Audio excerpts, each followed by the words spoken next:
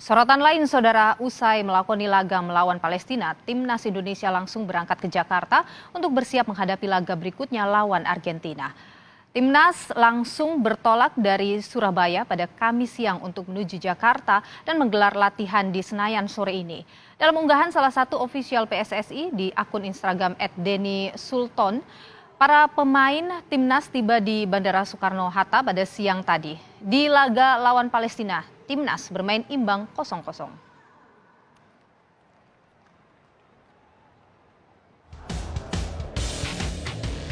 Timnas Indonesia berhasil menahan imbang tim yang peringkatnya jauh di atas mereka, Palestina, dengan skor 0-0.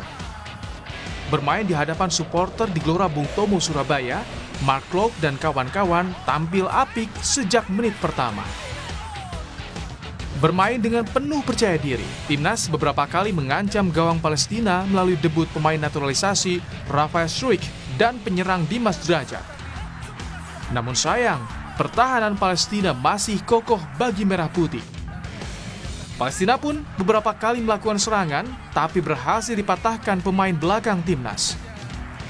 Pelatih Sintayong mengapresiasi penampilan anak asuhnya lawan Palestina, namun ia menyayangkan dari banyaknya serangan, tak satu pun berbuah gol.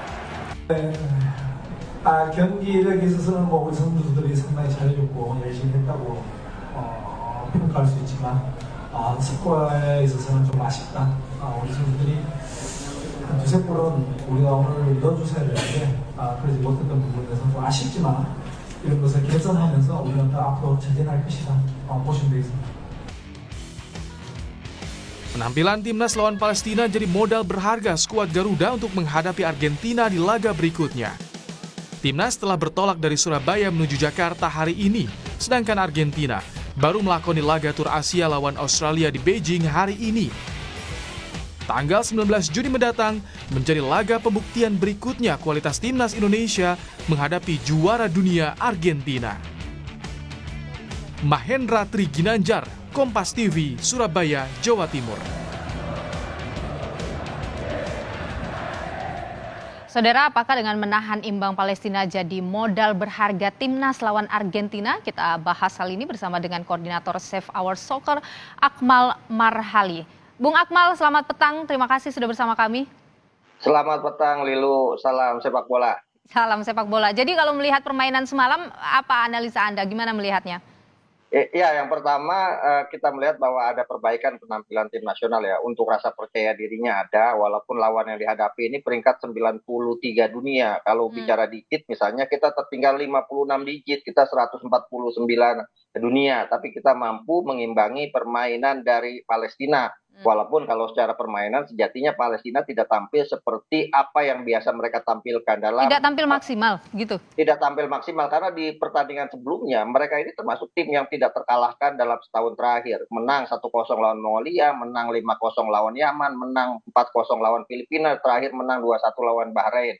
Nah, kali ini mereka tampil tidak begitu maksimal. Pelatih Makram Dabot menyebut satu faktor cuaca, kedua faktor absennya beberapa pemain pilar mereka, Uday Dabah, Sajid Gol, kemudian Naim Abu Aker, Jonathan Castilana, Mudai Al-Batat dan Amar Kadaura ini yang membuat mereka tidak tampil maksimal. Mereka hanya main 10 menit awal yang menekan Indonesia, selanjutnya mereka lebih banyak bertahan. Dan sayangnya kesempatan ini tidak dimaksimalkan oleh lini depan kita. Kalau bicara statistik misalnya kita menang ball position 59 berbanding 41%. Kemudian bicara peluang ada 12 peluang dengan 6 on target. Sementara Palestina hanya punya 6 peluang dan 1 on target. Artinya ada 6 peluang yang kita tidak bisa maksimalkan menjadi gol. Ini yang disayangkan oleh pelatih Sintayong gitu kan. Jadi kalau Anda mau bilang bahwa sudah Palestina mainnya tidak maksimal, tim Indonesia pun tidak bisa membobolnya, begitu?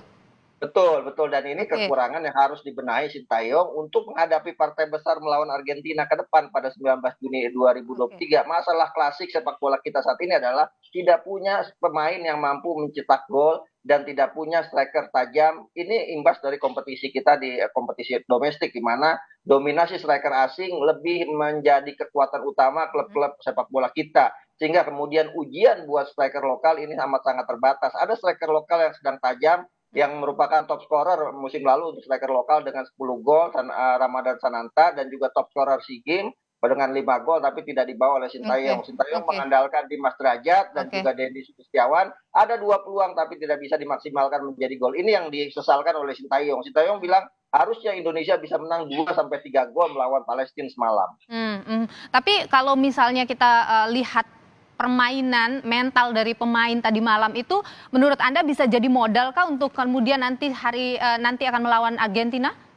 Ya, kalau secara permainan, secara mental ini bisa menjadi kekuatan buat tim nasional kita menghadapi Argentina yang merupakan juara dunia dan peringkat 1 FIFA. Tapi bicara permainan, kita harus jujur, kita kalah jauh dibanding Argentina misalnya. Oke. Nah, ini yang kemudian harus kita perbaiki bahwa besok melawan Argentina pada 19 Juni ini lebih kepada ujian mental bagaimana para pemain kita tidak minder menghadapi peringkat 1 dunia dan juara dunia. Ini penting karena ke depan sikap minder ini yang akan selalu selama ini sikap minder ini yang selalu menjadi problem utama sepak bola kita ketika berhadapan dengan tim-tim yang kualitasnya di atas kita. Nah, kalau kita kemudian tidak ada rasa minder, penuh percaya diri dan yakin dengan kemampuan yang kita miliki, siapapun lawan yang dihadapi pasti akan bisa dilawan dengan kemampuan terbaik atau 100% kemampuan para pemain kita. Nah, ini yang menjadi PR ke depan. Sintayong harus bisa meyakinkan para pemain mereka bahwa partai melawan Argentina lebih berat daripada partai melawan Palestina, karena itu harus mengeluarkan lebih banyak kemampuan terbaik di partai nanti melawan Argentina. Oke, menurut Anda perlu ada yang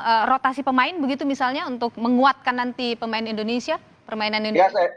saya pikir ada beberapa pemain yang tidak dimainkan Sintayong ya, termasuk kiper Hernando Ari misalnya, termasuk Jordi Amat, yang tidak dimainkan Stefano Lillipali. Saya pikir itu pemain-pemain yang disimpan untuk menghadapi lawan Argentina nantinya.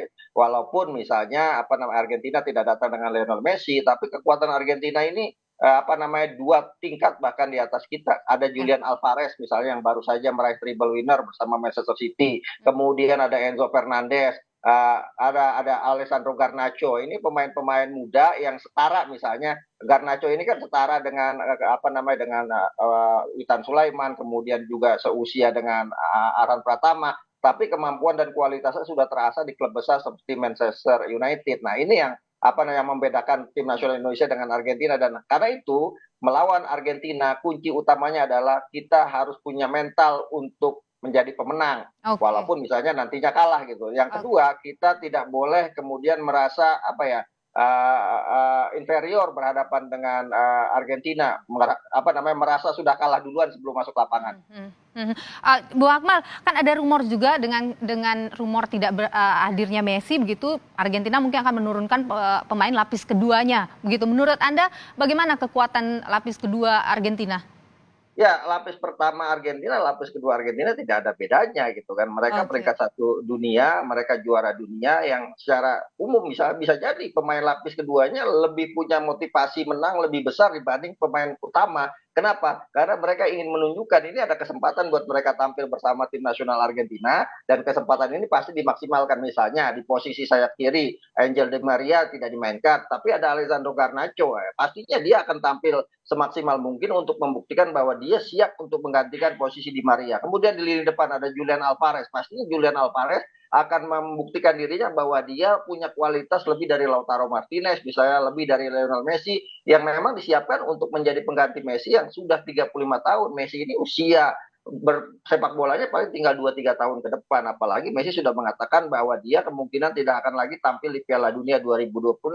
Artinya Julian Alvarez, Garnacho ini akan menjadi pemain yang akan menggantikan atau regenerasi dari Messi dan Di Maria.